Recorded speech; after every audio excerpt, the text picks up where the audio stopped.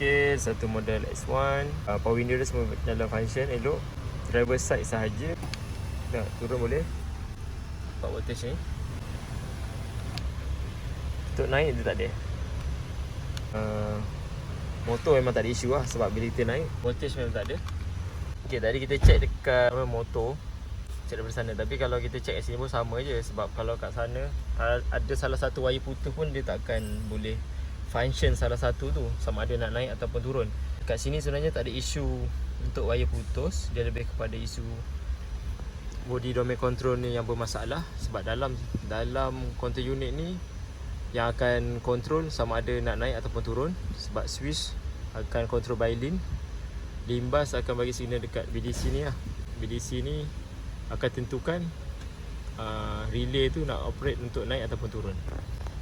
So saja nak test sekali lagi. Okay, try turun. So kita boleh nampak voltage ni dia turun. Okay, stop. Okay, naik. Naik kosong. So control BDC ni yang ada isu sebenarnya. Sebab tu bila kita initialize untuk learning motor regulator tu, dia turun boleh, bila nak naik dia tak boleh naik.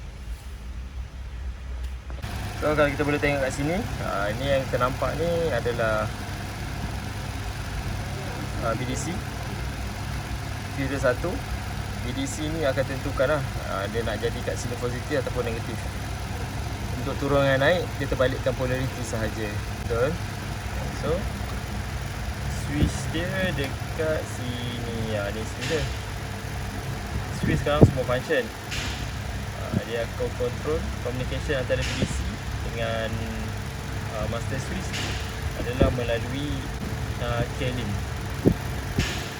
So semua ni tak ada masalah. Switch ni tak ada masalah. Kalau switch ni rosak, dia akan ikut oleh function lah. Turun tak boleh, naik pun tak boleh. Kalau wire ni ada putus pun sama, turun tak boleh, naik pun tak boleh. Okay, conclusion kat sini problem daripada BDC lah.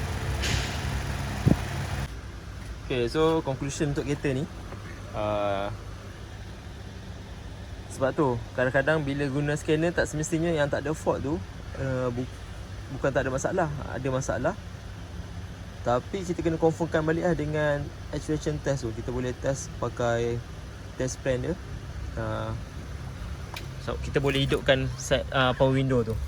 Kalau dengan scanner kita tak boleh hidupkan power window tu, macam sama situasi macam switch ni, kita dah boleh confirmkan lah yang switch ni tak ada masalah.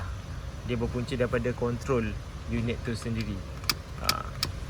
Sebab switch ni bagi signal dekat control unit tu untuk hidupkan, untuk buka ataupun tutup power window. So kita guna command daripada scanner kita pun untuk buka dan tutup tak boleh. That's mean control unit control switch ni tak ada isu. Untuk solution, kita boleh tukar dia punya BDC tu, atau kita boleh repair body domain control tu.